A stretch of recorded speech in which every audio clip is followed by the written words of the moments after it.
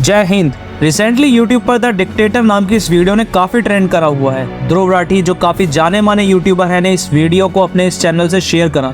बात यहाँ किसी एक इंसिडेंट की नहीं है, बल्कि ढेर सारे ऐसे इंसिडेंट्स की है जो एक के बाद एक हो जा रहे हैं पिछले कुछ महीनों से, पिछले कुछ सालों से।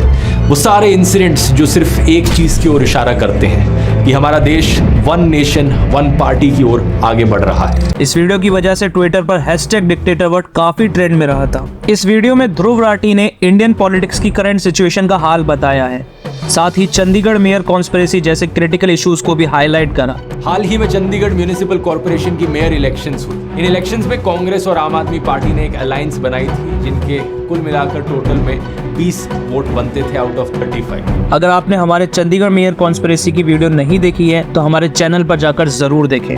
हॉर्स ट्रेडिंग यानी राजनीतिक खरीद फरोख्त जैसे इलीगल एक्टिविटीज की वजह से हमारा ये देश अपनी ही डेमोक्रेसी का गला घोट रहा है। इस वीडियो में one nation one party ideology का भी जिक्र हुआ, जहाँ कंट्री डेमोक्रेटिक होकर भी लॉजिकली डेमोक्रेसी को फॉलो नहीं कर पाती है। जैसे नॉर्थ कोरिया में चुनाव तो होते हैं पर लोग चाहकर भी किसी दूसरे नेता को चुन ही नहीं पाते, और अगर आप किसी और नेता को वोट दे भी दें तो आपको एंटी नेशनल मान लिया जाएगा और आपकी सरकारी सुविधाएं बंद कर दी जाएंगी। ऐसा ही कुछ हमारे देश में भी हाल बताया है। साथ ही ध्रुव राठी ने ईवीएम और इलेक्शन कमिश्नर के रोल पर भी सवाल उठाए, जहां इलेक्शंस के वोट मांगने के लिए इंडियन आर्मी के वीर शहीदों के नामों का यूज करने पर भी इलेक्शन कमीशन ने कोई भी कार्रवाई नहीं करी। मैं मेरे फर्स्ट टाइम वोटर से कहना चाहता हूं कि आपका पहला वोट पुलवामा में जो वीर शहीद हुए, उन वीर शहीदों के नाम आपका वोट समर्पित हो सकता है क्या? और मोदी जी की सेना आतंकवादियों को गोली और गोला देती है। आपको बता दें, इलेक्शन कमीशन देश की हर तरह के डायरेक्ट और इनडायरेक्ट इलेक्शन कंडक्ट कराती और इसके चीफ इलेक्शन कमिश्नर और दूसरे कमिश्नर्स की अपॉइंटमेंट 3 मेंबर कमेटी करती है, जहां PM, leader of opposition and chief justice of India होते हैं। पर देश की सरकार ने चीफ जस्टिस की जगह रूलिंग पार्टी को कैबिनेट मिनिस्टर को ये रोल दे दिया। सिर्फ इलेक्शन कमीशन नहीं, देश की सारी अपेक्स अथॉरिटी के रोल पर भी काफी ज्यादा सवाल उठ रहे हैं, जिनके जवाब शायद ही कभी मिल पाएंगे। अस्पताल बदले थे, अस्पताल शानदार बना दिए, सारी दवाइयों का सबका इंतजाम किया। इन्होंने अफसरों के ऊपर उनकी हाथ मरोड़ के उन दवाइयां बंद करा दी। इन्होंने टेस्ट बंद करा दिए। मोहल्ला क्लिनिक में 3 महीने तक पिछले साल मोहल्ला क्लिनिक में टेस्ट नहीं हो पाए।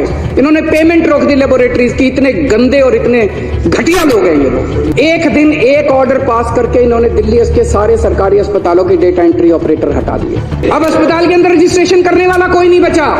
अरे करना क्या चाहते हो? दिल्ली के लोगों को मारना चाहते हो क्या? देश में कई तरह के स्कैम भी हुए पर कोई सुनवाई नहीं। सेंट्रल गवर्नमेंट वर्सेस अपोजिशनल स्टेट्स में स्टेट ही हर बार कमजोर हुआ, कभी फंडिंग या कभी नया बिल।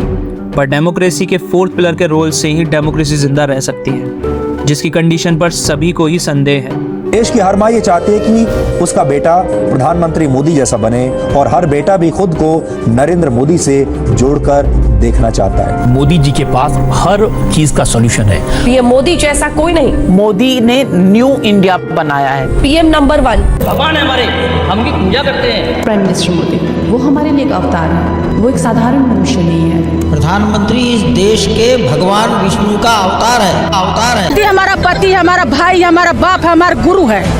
आप सब बोलिए, क्यों आपको लगता है कि मोदी जो और योगी जी वो विकास दे पाएंगे जो और कोई नहीं दे? हम उनके पर दिल दे बैठे हैं।